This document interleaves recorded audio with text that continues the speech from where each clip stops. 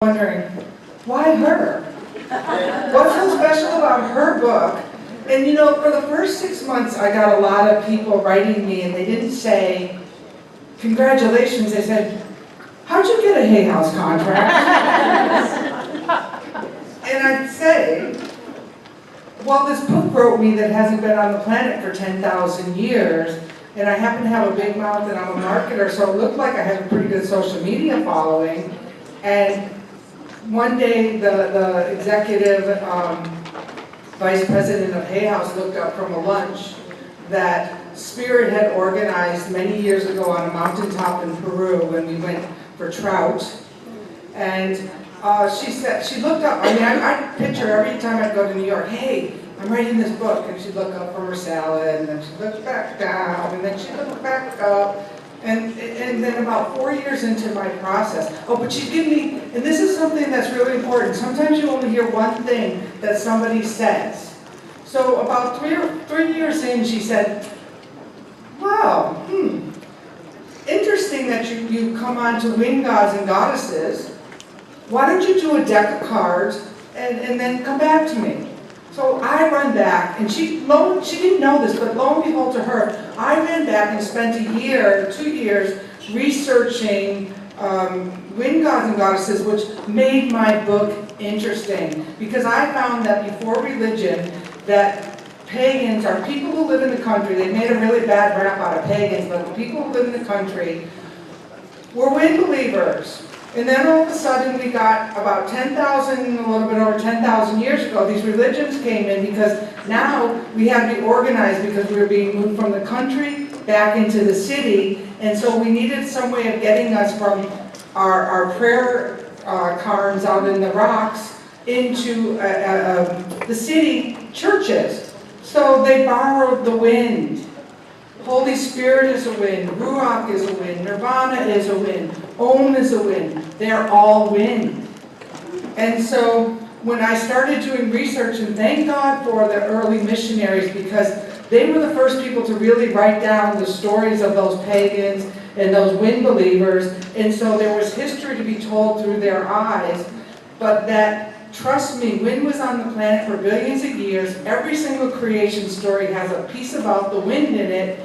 And it is a way, especially for those of you who are therapists or seeking to heal, there's a piece in it for you, because think about it, if you can't find a God any other way, the wind is more powerful, it's invisible, and you can't control it. And if you become like a sailor and learn to navigate with it, you can shift your sails and go exactly where you need to go, including Hay House. And the book actually was up on the #1 Amazon bestseller in the first week. And now that it's a year old, and because I'm an addict and because I'm a codependent, I always want more. Like, I thought it was going to come with all the Hay House stages, and you know, that people were going to be lining up, bending down at my feet. It's work. It cost a ton of money. You might think this was great. Hay House made a beautiful book. They made a great cover. You know, it looks like a professionally published book. But basically, here was my book, and now you're on your own. And when you build a big enough tribe, we'll look at you again. And luckily, there's over 2,000 wind believers on a little group I have on Facebook. And people who are doing these practices, their lives are changing. And they're teaching it in Christian towns in Texas. I haven't offended any religions, which makes me really excited. You know, even my Jehovah's Witness, this woman who catered for me for many years, came out to help at the celebration. And you know, she did leave me a Bible behind, but all in all, I haven't really. Who can contest the wind? Just, you know, look outside, right? We've got wind. So when Stacy was giving her beautiful talk about Betty Ford, I thought, oh my God, I'm so self-centered. I didn't even think about poor Betty. But luckily I have a Betty Ford story that I'm going to share with you about how my shamanic intuition weaves with my career as a chef. I wrote the first book, and this is how this book came about. The first book was called The Shaman Chef, How Cooking Saved My Life. And it was about my relationship with my father, who was abusive. I think he was part of the Irish mob. You know, I once told my mother, I hope she's not listening, don't watch this video, Mom. I once told her the story that I thought my father was a hitman. And lo and behold, I told her why. And, you know, and she said to me, well, no, he wasn't, I had it wrong. I thought he was an Italian hitman. And she said to me, well, I never said he didn't kill anyone. I'm like looking at her across the table because I had a very contentious relationship with my father, and but he also opened up my spiritual life. And I'm so grateful for him, and I could cry because I can go add to his grace when I've done enough work. I've healed it. I love him. And he made me into the huckster salesperson I am, the person who's not afraid to go out and do anything, who can talk to anyone about anything. But my father, I was a chef, and that's how I met President and Mrs. Ford. They offered me the private cooking job at their home one day. And I said, no, it's just the two of you. I said, I would be bored. And I said, you're really old. I mean, they weren't entertaining anymore. They were in their 80s. And she knew it. And I said, you know, I don't want you to have to go through too many more chefs in your life, because it's very personal. And she was very exact. You had to shop every single day. There was like no yesterday's leftovers in the refrigerator. And she was very clear about it. So the first day I became the fill-in chef on vacations. So the first day I'm going over there, I go to one of the nicer grocery stores in town, like a Bristol Farms or something, and I'm thinking, you need a chicken. Okay, well, I need a chicken, great. I buy a chicken and some vegetables, and then I was really going to show off my skills, because I am a show-off.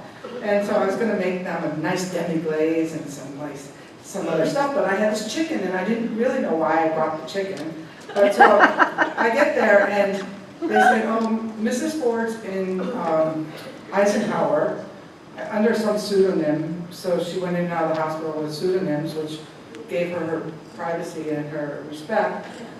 And I'm there like, well, that's why I bought the chicken. I'm supposed to send her some chicken noodle soup for her pneumonia. And so I made her the chicken noodle soup. They brought it over to Eisenhower, and then President Ford and I had a nice 4 or 5 days together where I got to show off for just him. And it was kind of an interesting thing to see somebody in their aging years, and this is what we're going to talk about today, about our midlife, our 50s, our 60s, because he would still swim every single night before dinner. And then the next time I went there, he was really declining. And it's really an interesting thing, especially like your parents who were really abusive and really hurt you a lot. As they get older, they just look like old men and old women.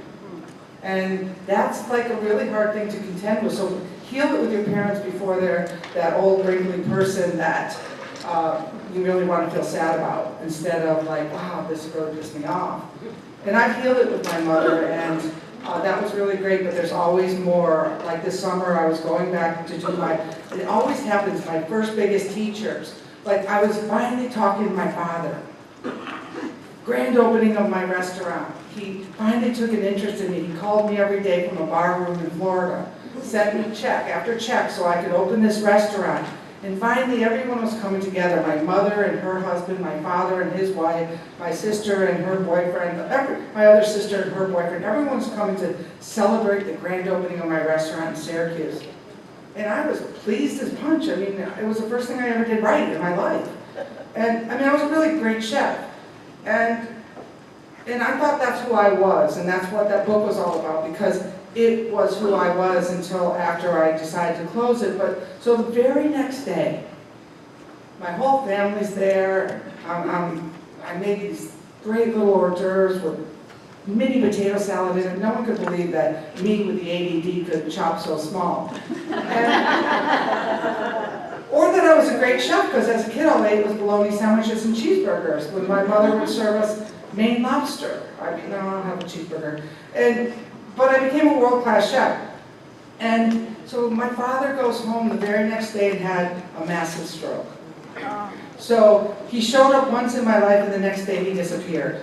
He died 3 years later. He had aphasia, he couldn't speak.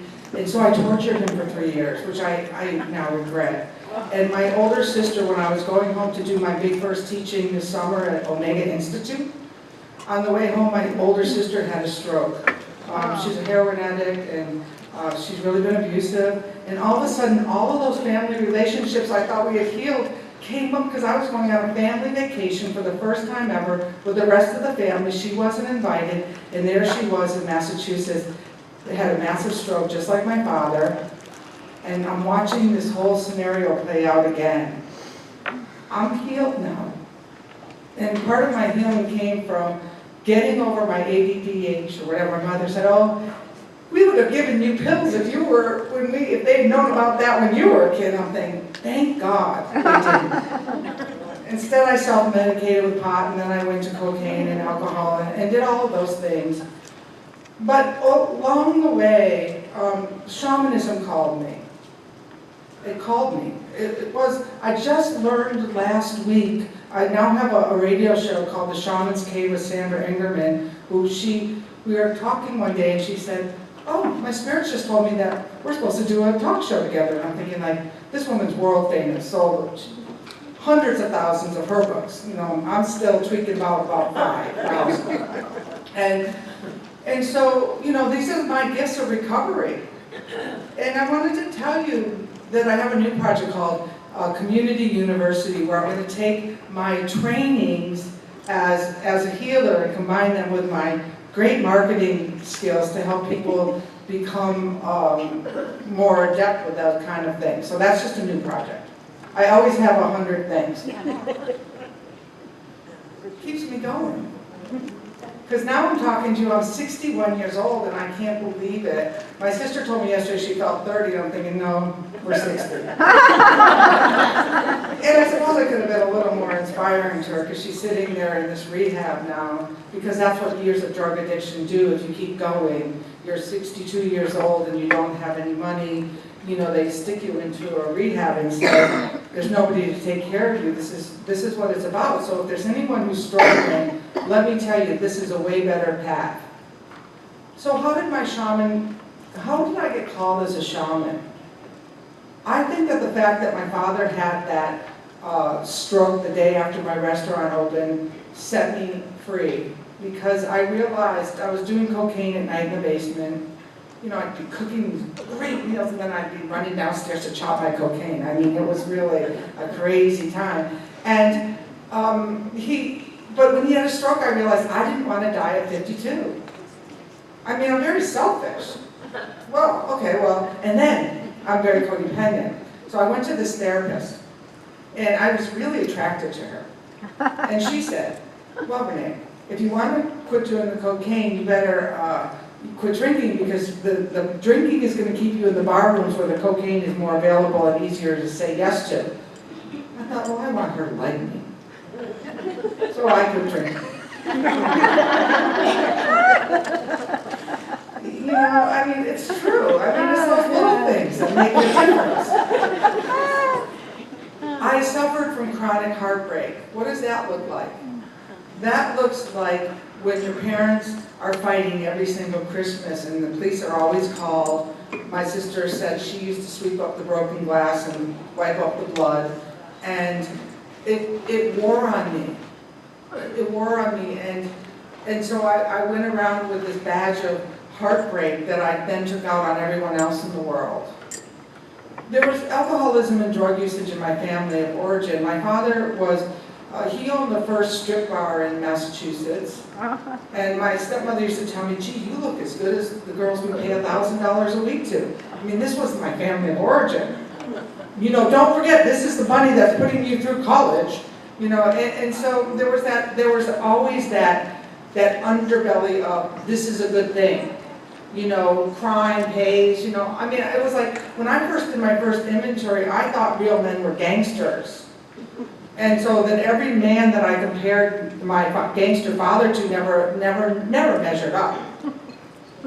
I was depressed. I think I started smoking pot at 11 to manage my depression. Wow. And nobody noticed, because my mother was a single mom and she was working 6 nights a week as a bartender. And my sister, then my mother and father got back together for a short intercourse. That's really what it was. My younger sister, who was 10 years younger, was born. Who I got a real big fat resentment about her back then. And when I really did a thorough 4-step about, I don't know, 10, 15 years ago, I had to go tell her, I hated you. I didn't like you and didn't want you to be born. Well, my younger sister, she had a different father because my mother remarried and so he raised her. And she's been married to the same guy over 25 years. They have 2 beautiful kids because she planned it all since she was 4. And I mean, she was talking about wedding dresses at 4. I'm thinking like, honey, you know, let's do something better. That was my judgment about her. And she said to me, well, I'm happy I was born. And right then, it stopped me cold in my tracks, and I said, me too. And since then, we've become really good friends. We went on vacation last summer, although they all got upset with me when I had to leave the vacation in Maine to go, because in my heart, my older sister, the addict, we shared the bedroom for 10 years. We shared all the secrets. We knew what made each other both so fucked up. And so I drove down there because I thought I was going to feel really sad if she died. And my mother won't leave Maine. So then I got mad at my mother. I said, don't you care? Your older daughter's like, and my mother said, go to hell. And I'm there like, I chomp upstairs up into it. And then I realized to myself, you know what, Renee, you and your mother got along great this trip.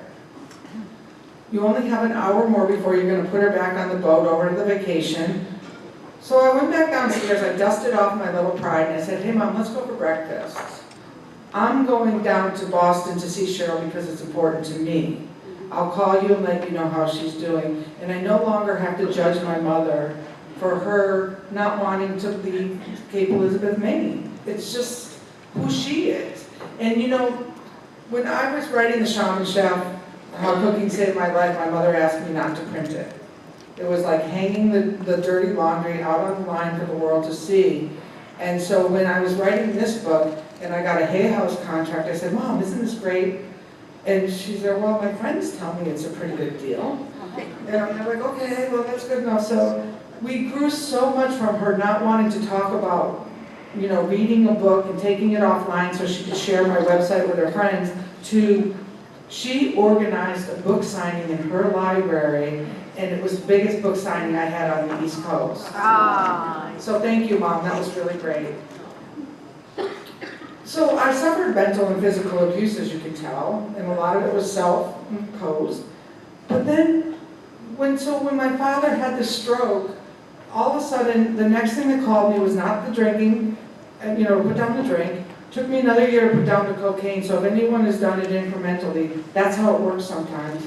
Took me another 7 years before I stopped smoking pot. And they all just fell away. They just fell away. And I think that I was really lucky that way. But at the same time, this shaman path started calling me. All of a sudden, I found myself at a fire walk in the middle of the woods in Norwalk, New York, with a nun. Talk about a spiritual experience. Because I don't know if any of you, some of you have been nuns, right? Who's been a nun in the room? No one? Oh, okay, there is one. Yeah, okay. There's always one. And the nuns didn't get paid. Talk about some misogyny.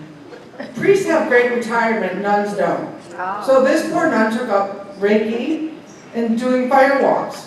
And she was really great. She worked in the prison. She was like really a heart-centered Christian, but she introduced me to fire walking. Soon after, I went and did a soul retrieval class. Soon after, I was closing the restaurant. I owned the building thanks to my father. He made sure I owned the building. And then I told my catering clients I was heading west, and I thought I was going to New Mexico to have a spiritual experience. That's my plan. I get to New Mexico, and there is, the woman's telling me about her artist retreat, and I'm really fussy about my surroundings. So I'm thinking, I can artist retreat, the loom, I got the job at the ski valley, all's well. I get there, and it was a double-wide mobile, which she failed to tell me. She locked up everything, including the telephone. Like, I heard some telephone ringing because there was an amplifier, because you couldn't hear from one tin wall to the next. And I'm at the corner crying in New Mexico to my friends saying, God's never taken me this far to dump me on my head. 2 months later, a friend came to visit, and she said, yeah, this is pretty sore. And we went and did this Driving Miss Daisy tour around New Mexico, and we stayed at really 4-star Airbnbs, which is more like what I like. and even though I came from the slums, so don't ask me where my taste for life began. But so, long story short, the Hyatt over here in Indian Wells said, hey, we got a job. So I drive over 2 days, and they're like, well, only rich people live in the desert. I drive back, I'm having a spiritual adventure. Meanwhile, I get laid off from the ski valley because there's no snow. I get a vision. I swear to God, there was this Indian standing, there was one room that was built out with a fireplace that I lived in. There was an Indian standing in my living room with a conch shell with, well, I didn't even know what it was then, sage, blowing me west. And I was there like, oh, it was a little unnerving because I'd never had one of those before. And so the Hyatt calls back after I blew off their second interview and said, hey, we wanted to hire you. And I'm like, well, let me think about it. Meanwhile, I had $100 left in my bank account and no job, having a spiritual adventure. And I called my good friend, and she said, I said, hey, the Hyatt wants me. She goes, well, you just call me when you get a brain. Click. So I drove to the desert, and, because I was destitute. And the next day, I was driving up, within a week, I was driving up Fred Waring in the mountain. I don't know if you've ever seen that mountain when you're driving up Fred Waring, but it filled me up. And I've been here ever since, and every time I try to leave, the desert doesn't let me go. So then I was in the desert, and I was over at the La Quinta Hotel at an IONS conference, and this shaman man says to me, how old are you? So I'm like, well, I'm going to be 40. He goes, oh, that's when it started happening to me too. And I'm like chasing this guy around, what, tell me. So I'm like following to his lectures, I follow to his workshop, nothing happens. The next day, he's up in the front of the room lecturing, like I'm lecturing you, and all of a sudden, he starts to rattle, and I have a dismemberment experience. I was absolutely ripped apart. He was up there talking about long distance healing, and my friends are watching me because I was gone. It was like one of those spontaneous things. And, it was going on for they were getting a little worried. And finally they sewed me shut back with arrows, and my friend took me home and dumped me in bed, where I stayed for 3 days. And I had this dream about being taken to the garden, and I interviewed for this job, and I guess I got it because I was told I got the job. And then my life really started to change. But it really, really started to change when, that was just like little shaman bits along the way. What really started to change was when I did a really thorough inventory. Because I was still carrying all of that hate, all of that resentment, all of that pain. And then once I cleared that stuff out, I could start to heal the chronic heartbreak. And I did that through a Swami, and I've done medicine work in the jungles. My definition of recovery for me is that I show up to a life that is so purposeful and is so laced with service that's what's the key. Because remember, I'm not even sure way back then if I wasn't just a good codependent. So that's who I am. And then for some reason, Spirit put me into the addiction field. It was no place that I thought I was going, because I was pretty set with my shamanic recovery and my medicine work and all the things.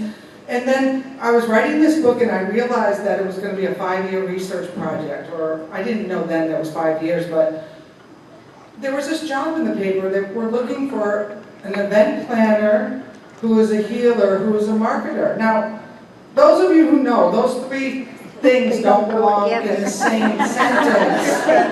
So I'm like, I gotta go find out what this is all about. And I got to meet Krista Gilbert, and it was like it was like a calling card, a way in that gave me the stability to write this book, which I believe her and Craig McLaughlin, they're both, I honor them both in the back of this book, because if they didn't make my life-work balance so well adjusted, like I would say to Krista, I need to go to Whidbey Island and write, and she'd say, well, let's just hold that vision. I mean, who says that kind of stuff? And so, next thing you know, they're opening up, they're looking at a program up in Washington, and then, oh, well, we think we need to move you to work from home because we want to take you to Chicago and here and there and everywhere. And so, like, this job kept morphing. And you know how I know she was so integral in this book? Because the books arrived on the end of January last year. The very next day, Krista called me and said, hey, I have to tell you,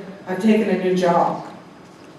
So as soon as the books were born, she left. It was the craziest moment. That's how synchronistic it works in my life. So then they're like, okay, well, I can't just get up there and talk about the wind because these people are going to think that I am insane. So I tried to find a couple of topics in, and this addiction and depression in women over 50 just jumped out at me when I was doing a Shift Network talk when it was about the next step of the third, entering to your third stage of life, whatever that was. But so they're like, well, she goes, I want you to talk about being a lesbian. I said, what's there to talk about? I haven't been in a relationship for 15 years. Let's talk about addiction and depression in women over 50. And so at the time when those words came out of my mouth, I had no idea that this was the next frontier, ladies. Are you hearing me, all these treatment centers out here? Yeah. This is the next frontier. And you want to know why? Why? Because there's a lot of different things, but there's the spiritual, the role, responsibility, and hormones are changing. Now, we can say, oh, well, hormones, you know, it's a real deal. And there's real biology as to why women over 50 who are being prescribed painkillers twice as much as men. Let's numb down those 50-year-old ladies who are all going to run for political office. No, we will not. So we do need to deal with our hormones. I was lucky when I went through a change of pace. Before then, I was really concerned that I hadn't been in a relationship for a long time. After that, I didn't really care. You know what I mean? It's like, okay, now if I'm going to meet somebody, it's going to have to be because we get along, we're going to be able to travel well, you know, we have the same kind of lives, because sex isn't the forerunner for me after 50. But for a lot of other women who got married, you know, you are empty nesters. You're single because a lot of times they go after the 30-year-olds. Who's still like looking like they want to get it on and they'll take care of them and whatever. And I don't know about you, but how many women have gone through divorce? Okay. Have you ever noticed how that loving, kind person that took care of you and was happy to support the family becomes a dick? I'm a soul coach. And one of my former clients, she's going through a divorce right now, and you know, there's millions of dollars hidden. It's like they plan up for that they're going to be leaving and they're going to hide their money in advance. And I'm not telling you this is not one time, but I've heard this story over and over and over again. It's funny when they finally get through and they put all their money in their nest, then they can be nice again. And they want to show up and then they like you all over again, a lot of times. So a lot of women over 50 all of a sudden went from living at the Vintage Club to, you know, living at, you know, Sun City. Or for rent. And meanwhile, you know, they're off traveling with their 30-year-old babe, you know, and you kind of wonder why nothing changed. So women are getting pissed off about this. And they're getting depressed because they don't know what to do about it, and then they get an ache and a pain, and they go to the doctor and they say, I've got just the oxycodone for you. And then, you know, there's the spiritual issues, the mortality. Like my sister tried to tell me she's 30 yesterday. When she's 62, she only has use for part of her body. Her mind's been gone for years from all of the drug use, although she's more coherent now, and I love talking to her. And I'm so glad I decided that this was how we were going to work this next phase of our relationship out together. Because when I used to call her when she was using and drinking all the time, she would scream at me. And she'd scream at me about my mother. I'm talking about, this is 40 years ago, honey, let it go. I said, the best thing you can do if you're only going to be around for a few more years is to forgive mom, so your daughter, who doesn't know how to forgive anyone, can learn forgiveness. Because she's watching you model it, and you're not doing such a great job. And I can say that to her now from a place of that I forgave my mother. The issues of aging are real. You know, I used to go to boot camp. And then all of a sudden my little knee was hurting when I was going to boot camp. And I'm like, oh, I'd rather ski. And you know, your body starts to change. You know, I was standing in front of a group of treatment one day and said, yeah, you know, at 60 you kind of become frumpy. And then I felt like, what are you saying? You can't become frumpy. Then you get to choose. Once you acknowledge your body gets to change, you get to choose how you want to eat. And so for the last 2 or 3 years, I've been juicing more. I've been choosing to eat less meat. I've been doing other things because I need to show up to deliver the messages of the wind. So there's 3 kinds of behaviors that are really affecting adults in this class, and it's the substance, impulse controls, and behavioral. Substance. So when they take away your prescription for your oxycodone, and people are turning to the fentanyl on the street. Well, let me tell you something about the fentanyl on the street. My 62-year-old sister, who has been a heroin addict since she was 20, said the drug addicts don't use the fentanyl. She had her stroke because of the cocaine. They've gone back to the cocaine because they know that the fentanyl is going to kill you. Is that really? It's kind of a faulty logic, but the fact that the older drug addicts know that we're wiping, not that we're trying, but we're wiping out our male population in America and women, but a lot of young men between 20 and 30 are dying. So, but imagine then all of a sudden you're a woman over 50 who has a higher biological, that you're going to get addicted faster because you have less water, you have less bone density. There's all of these other contributing factors to your health that make you get addicted twice as fast. So the prescription drugs, say no to prescription drugs. Alcohol, the same thing, it metabolizes in women and does more damage quicker. Impulse controls. So I did a talk in San Diego a little bit ago, and this woman came in and she said, all I want is a man who doesn't have an STD.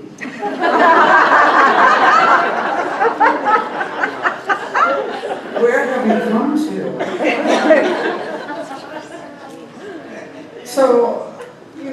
So watch out on these relationships. What relationships are you willing to have at any cost? And, I find myself really good company, but I would like some people to travel with and things like that. I think it could be fun now. I just don't want you to live in my house, and I'd like you to have your own house. I got rules, and that's okay. Codependency. So you find that right mister on Match or the Fish or whatever, and then you're going to